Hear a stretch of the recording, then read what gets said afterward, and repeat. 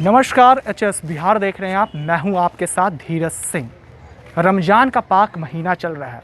ऐसे में आप लोगों को पता है दावते इफ्तार दी जाती है, लेकिन आज एक हम ऐसी तस्वीर आपको दिखा रहे हैं दावते इफ्तार की जिसे आपने पहले कभी देखा नहीं होगा।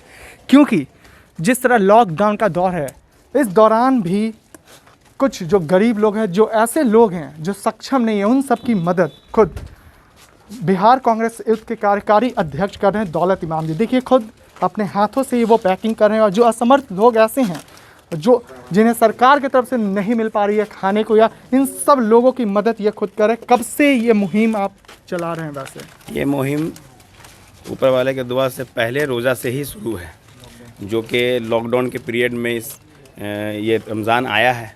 तो जैसे ही रमज़ान आया तो हम लोगों ने इरादा किया कि उन लोगों को हम लोग को देखना है जिन लोगों के पास इफ़्तार बनाने की क्षमता नहीं है। और इसी क्रम में हम लोग एक रमज़ान से शुरू किए हैं।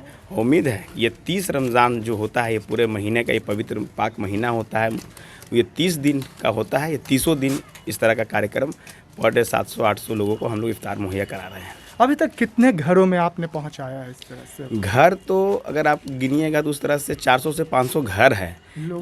लेकिन लोगों की बात कीजिए उसमें 700-800 लोगों की, परिवार में 2-3 मेंबर होते ही हैं घर में रोज़ा रखने वाले।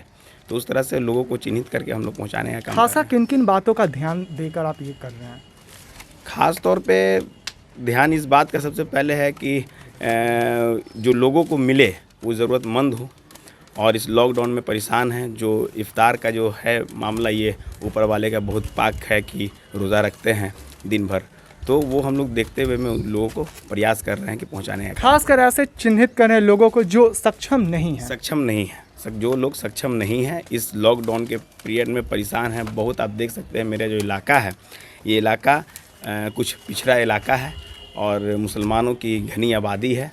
और इस क्षेत्र की बात किया जाए तो इस कुम्हार विधानसभा में अगर आप माने तो लगभग 55 से 60 हज़ार मुस्लिम आबादी के साथ साथ इस जिस वार्ड में हम आते हैं, इस वार्ड 50 में, यहाँ खुद स्वयं 24,000 मुसलमान की आबादी है।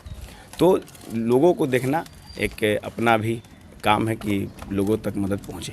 जैसा कि आपने कहा कि इसके पहले भी आपने घर घर तक जाकर राशन भी पहुँचाया है, क्यों सरकार की तरफ से भी इधर मदद नहीं उतनी मिल पाती? सरकार का तो बात आप समझ लीजिए कि 500 रुपया एक गरीब के खाते में है।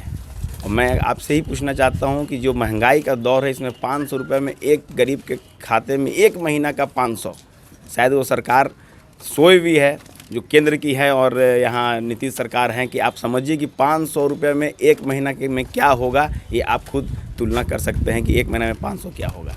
ऐसे लोगों की मदद अभी आप कब तक करने का सोच रहे हैं? ये तो मेरा मानना है कि जब तक लॉकडाउन रहेगा इस हिंदुस्तान में, इस बिहार में, जो जोन वाइज भी बांटा गया है, तो पटना जिस समय तक परेशानी में रहेगी, पटना के आम जनता की परेशानी के साथ हम खड़े हैं और लोगों को मदद पहुंचाएंगे। रहा बात इफ्तार का, तो ये तो 30 दिन का 30 दिन चलेगा। इसके बाद जो पीरियड बढ़ेगी, अवधि बढ़ेगी, उसमें भी हम लोग इसको पहुंचाने हैं। बिहार की जनता से भी कुछ अपील करेंगे? बिहार की जनता से यही अपील करेंगे कि जो जिस जात धर्म से आते हैं, मैं मुस्लिम हूँ, आप हिंदू समाज से आते हैं, जो जिस जात धर्म से आते हैं, पहला प्राथमिकता ये है कि वो अपने समाज में अपने हिसाब से भगवान से, ईश्वर से, अल्लाह से प्रार्थना करें, नमाज़ पढ़ें, दुआ करें कि जल्द से जल्द ये महामारी इस हिंदुस्तान से दूर हो और अपना जो सुनहरा हिंदुस्तान था वो वापस हम लोगों को मिले और सब पटरी पर एक जो आम जनजीवन था वो वापस आए।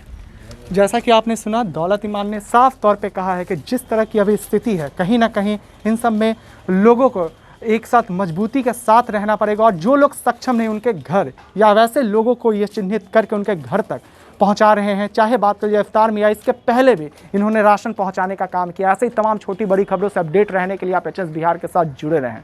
अभी के लिए फ़िलहाल इतना ही। नमस्कार।